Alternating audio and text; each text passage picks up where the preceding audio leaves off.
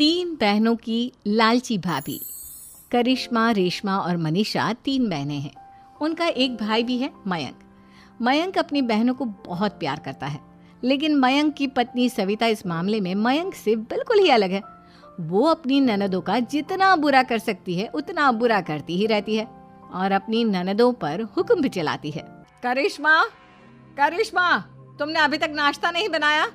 तुम्हारे भैया को ऑफिस जाने में देर हो रही है। हाँ भाभी, बस अभी बनाती हूँ। करिश्मा, तुम ये ढीलापन छोड़ दो। कल को पराए घर जाना है। वहाँ अगर तुम इस तरह से काम करोगी तो लोग क्या कहेंगे कि माँ ने और भाभी ने कुछ सिखाया नहीं। और तुम्हारी दोनों बहनें कहाँ हैं? अब रेशमा मार्केट गई है और मनीषा सो रही है। क्या? सुबह के 8 बज रहे हैं और ये महारानी अभी भी सो रही है? ये कहते हुए सविता अपनी सास दुर्गा देवी के पास जाती है। माँ जी, देख रही हो अपनी बेटियों के तौर तरीके? क्या हुआ बहू, सुबह सुबह क्या कर दिया मेरी बेटियों ने?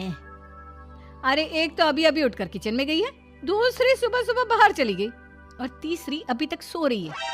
क्या करूं मैं इन तीनों का, मैं तो परेशान हो गई हूँ।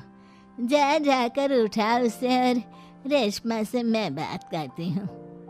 सविता सीधा मनीषा के कमरे में जाती है और उससे कहती है, महारानी जल्दी उठो, सूरज सर पर आ गया है। भाभी थोड़ी देर और सोने दो ना, मैं रात को लेट सोई थी। वो क्या ना, यूनिट टेस्ट चल रहे हैं। शराफत से उठती है या नहीं, या फिर पानी की भरी बाल्टी डालूं तेरे ऊपर? नहीं भाभी, मुझे बिस्तर में नहीं नहाना, उठती हूँ मैं। मनीषा जल्दी से उठकर बाथरूम में चली जाती है। सभी आराम से बैठकर नाश्ता कर रहे होते कि तभी रेशमा बाजार से हाथ में सामान लिए आ जाती है। रेशमा को देखते ही सविता उस पर बरस पड़ती है। लो, आ गई महारानी। ऐसा भी क्या सामान लाना था जो सुबह आंख मलते ही बाजार की तरफ रवाना हो गई?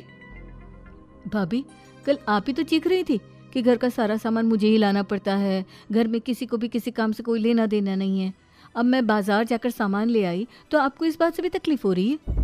देख रही हो माँ जी, अपनी बेटी की जुबान कैंची से भी तेज चलती है। और मयंक, आप तो कुछ कहेंगे नहीं अपनी लाडली बहन को। रेशमा, अपनी भाभी से ऐसे बात नहीं करते। चलो माफी मांगो। भैया, मैं क्यों माफी मांगू? आप भाभी से बोलिए ना कि हम पर कम हुक्म चलाया करे। हम इस घर की बेटियां हैं और आपकी पत्नी की ननद है, नौकरानी नहीं। लो कर लो बात। इनकी भलाई के लिए कुछ भी बोलो तो इन्हें बुरा लग जाता है। इस घर में यही इज्जत है मेरी। देख लो माँ जी, आपकी बेटी किस लहजे में मुझसे बात कर रही है। सविता वहां से चली जाती है। मयंक को बहुत गुस्सा आता है, वो भी वहां से चला जाता है। फिर करिश्मा रेशमा को समझाती है। रेशमा, तुम्हें भाभी से माफी मांग लेनी चाहिए थी ना। लेकिन दीदी, मैंने कुछ किया ही नहीं, तो मैं माफी क्यों मांगू? हाँ करिश्मा दीदी, रेशमा दीदी जैसे ही घर में आई भाभी ही उन पर चिल्ला रही थी। हाँ, मैं मानती हूँ कि गलती भाभी की थी। मैं तो इसलिए बोल रही हूँ कि भाभी ने माँ को तो पूरी तरह अपने वश में कर लिया है। वो हमारी बात सुनती ही नहीं। मयंक भैया हमारे लिए हमेशा खड़े रहते हैं, इसलिए उनकी बात का मान तो तुम्हें रखना चाहिए था ना। कोई फायदा नहीं दीदी, कुछ दिनों की बात और है, भाभी उन्हें भी हमारे खिलाफ भड़का देंगी। फिर वो भी माँ की तरह हमारी किसी बात का विश्वास नहीं करेंगे। इसी तरह सविता अपनी तीनों ननदों को किसी न किसी बात पर परेशान करती रहती थी। एक दिन मयंक अपनी तीनों बहनों के लिए गिफ्ट लाया। क्या रेशमा, ये तुम्हारे लिए हार का सेट। रेशमा, तुम्हारे लिए सुंदर सी ड्रेस। और मनीषा, तुम्हें किताबें पसंद है ना, तुम्हारे लिए किताबें लाया हूँ। थैंक यू भैया। थैंक यू भैया। थैंक यू भैया। करिश्मा, तुम्हारा नेकलेस कितना सुंदर है।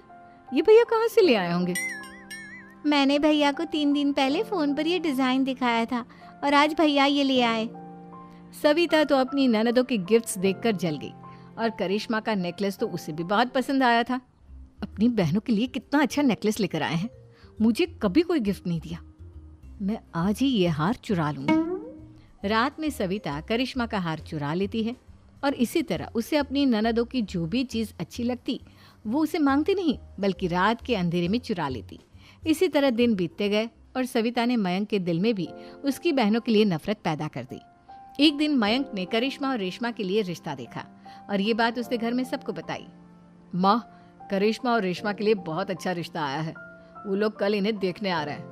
आप और सविता मिलकर सारी तैयारी कर लेना। ये सुनकर करिश्मा और रेशमा खुश हो जाती हैं, लेकिन सविता सोचती है, अगर इन दोनों बहनों की शादी हो गई तो घर और बाहर का काम कौन करेगा? मनीषा तो एक नंबर की कामचोर है, उससे तो किसी बात की उम्मीद लगाना ही बेकार है। मुझे इस शादी को रोकना होगा। अगले दिन सभी लड़के वालों के स्वागत की तैयारी करने में लगे होते हैं। तभी मयंक अपनी बहनों से आकर कहता है, तैयार हो गई तुम दोनों? देखो दोनों लड़के बहुत अच्छे हैं, मैं कोई कसर नहीं छोड़ना चाहता, इसलिए तुम उनके सामने अच्छे से बिहेव करना और अपनी भाभी से लड़ने मत लग जाना।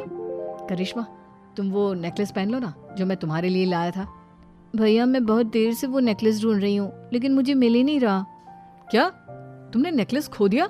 तुम्हें पता भी है वो कितना महंगा था? तुम कोई काम ढंग से नहीं कर सकती। मयंक गुस्से में वहां से चला जाता है। थोड़ी देर बाद लड़के वाले भी आ जाते हैं। वो दोनों बहनों को पसंद कर लेते हैं और रिश्ता पक्का हो जाता है। लेकिन सविता के दिमाग में तो कुछ और ही खिचड़ी पक रही थी। वो पंडित जी के पास करिश्मा की कुंडली लेकर जाती है और उन्हें पैसे देकर करिश्मा की कुंडली बदलवा देती है। जब लड़के वालों के पास करिश्मा की कुंडली जाती है तो वो दुर्गा को फोन करते हैं। बहन जी, हमने करिश्मा की कुंडली अपने पंडित जी को दिखाई थी। आपकी बेटी की कुंडली नहीं बल्कि दोषों का पिटारा है। देखिए, मैं और मेरे पति इन सब बातों में बहुत विश्वास करते हैं, इसलिए हम आपकी बेटी से अपने बेटे की शादी नहीं करा सकते। इस तरह करिश्मा का रिश्ता टूट जाता है और सभी घर वालों को बहुत दुख होता है। अब कविता सोचती है, चलो करिश्मा का तो रिश्ता टूट गया, अब रेशमा का भी रिश्ता तोड़ना है। क्या करूं? अब सविता आवाज बदलकर किसी अननोन नंबर से रेशमा के होने वाले ससुराल में फोन करती है। हेलो, मैं कौन हूँ कौन नहीं ये आपके लिए जानना ज़रूरी नहीं। बस इतना सुन लो कि रेशमा का 2 साल से किसी के साथ अफेयर चल रहा है। बस रेशमा का रिश्ता तोड़वाने के लिए सविता का इतना कहना काफी था। अब रेशमा का भी रिश्ता टूट गया। मयंक और दुर्गा देवी ने रेशमा को खूब खरी खोटी सुनाई और उससे बार बार उस लड़के के बारे में पूछने लगी। आप दोनों मुझे क्यों परेशान कर रहे हो? अरे कोई लड़का होगा मेरी लाइफ में तो मैं बताऊंगी ना, जब कोई है ही नहीं तो कहाँ से लाऊं मैं कोई लड़का? तो तेरे होने वाले ससुराल वालों को फोन किसने किया था? माँ मैं नहीं जानती किसने फोन किया था, मैं सच कह रही हूँ। मैं तो पहले ही कह रही थी इसकी लगाम खींच कर रखो, लेकिन मेरी सुनता ही कौन है। आप चुप रहिए भाभी, ये सब आपका ही किया धरा है।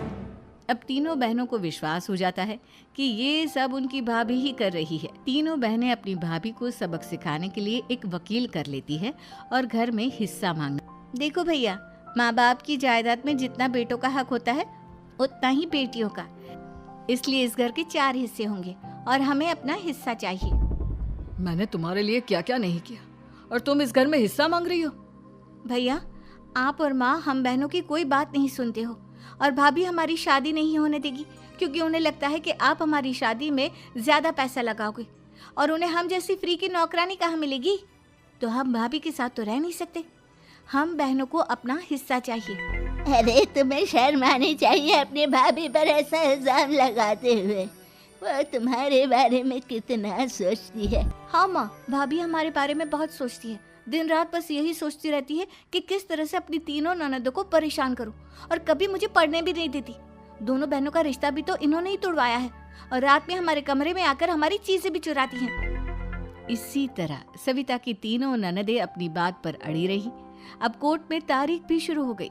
जब सविता को लगा कि उसकी तीनों ननद इतनी आसानी से नहीं मानने वाली, तो उसने अपने पति और सास को सारी सच्चाई बता दी और अपनी तीनों ननद से माफी मांगी।